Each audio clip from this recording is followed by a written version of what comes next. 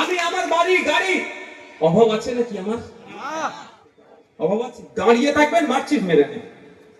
কারণ দিন সবার সমান যাইবে না। কলকাতার রাজপথে ভাঙড়ের ছেলেরা বক্তব্য দিক, ও ভাঙড় শুধু এসে মাঠে ভরাবে, ভাঙড় শুধু মারামারি করবে। স্টাফ যাদের কানে আওয়াজ যায় তারা আমার বক্তব্য শোনে না ইগনোর করে।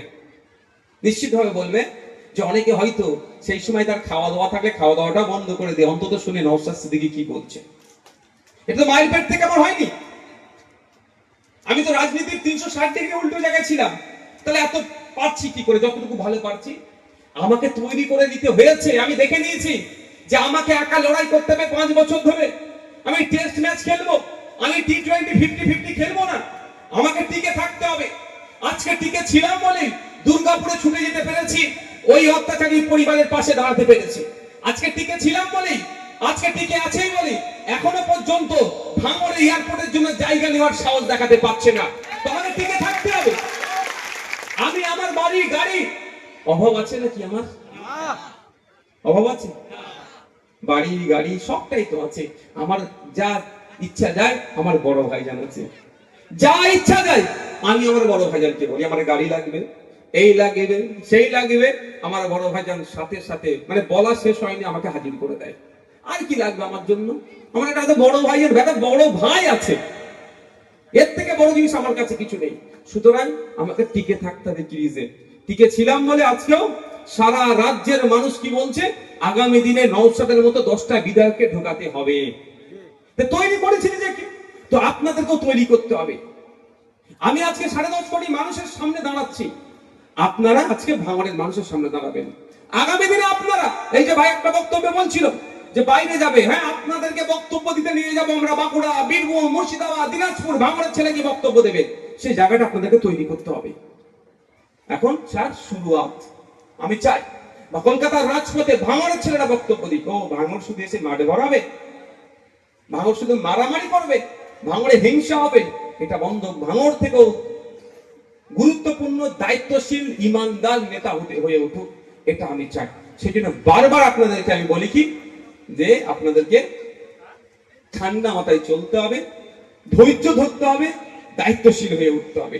ধৈর্য ছাড়া কামিয়াব হতে আপনি পারবেন না। পৃথিবীর ইতিহাসে দেখুন, বিপ্লব একদিনে সংগঠিত হয়নি, ন্যায় একদিনে প্রতিষ্ঠিত হয়নি। এখানে যারা আছেন ম্যাক্সিমাম বলুন তো শ্রমজীবী মানুষ তো নাকি? দিন আনে দিন খান। 8 ঘন্টা ডিউটির কথা বলে গল্প বলেন, 8 ঘন্টা ডিউটির বাইরে করবো না, তাহলে ওভার টাইম দিতে হবে। এই 8 ঘন্টা ডিউটির ইতিহাস যদি দেখি, ঐতিহাসিক হে শহরে এই 8 ঘন্টা ডিউটির জন্য কত মানুষ শহীদ হয়েছিল, কত মানুষ গুলিবিদ্ধ হয়েছিল, কত মানুষ মারা গিয়েছিল। তো অত মানুষ শহীদ, গুলিবিদ্ধ, মারা যাওয়ার পরে আজকে সারা পৃথিবী তাদেরকে স্মরণ করে মে মাসের 1 তারিখে। তাহলে আত্মত্যাগ, আত্মবলিদানের জন্যই তাদেরকে স্মরণ করছে সারা পৃথিবী। তো আমাদেরকে অন্তত পিঠটা পেতে দিন, মারতে হবে না। মার খান, মারতে এসছে ভাই মেরে নে, ছুটে পালাবেন না। ছুটে পালালে বেশি মার খেতে হয়। দাঁড়িয়ে থাকবেন, মারছিস মেরে নে। কারণ দিন সবার সমান যাইবে না। আজকে যিনি নিচেতে আছেন, কালকে তিনি সময়ের কালে, সময়ের সাথে সাথে যুগের তালে তাল মিলিয়ে সে নিচে থেকে কালকে উপরে উঠবে।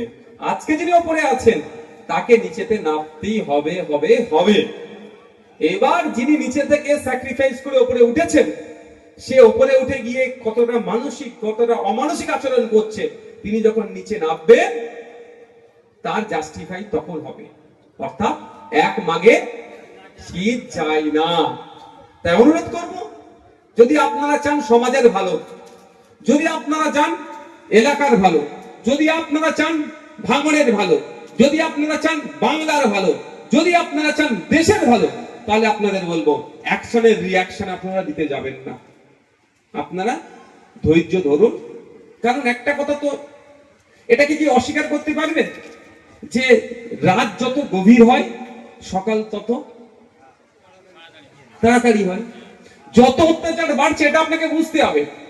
কারণ আমরা সকালের দিকে তত আগেই যাচ্ছি, অন্ধকার যত হবে তত আমরা আলোর দিকে এগিয়ে যাচ্ছি। একটা উদাহরণ দিলে বুঝতে পারবেন। এখানে আমার মায়েরা আছে,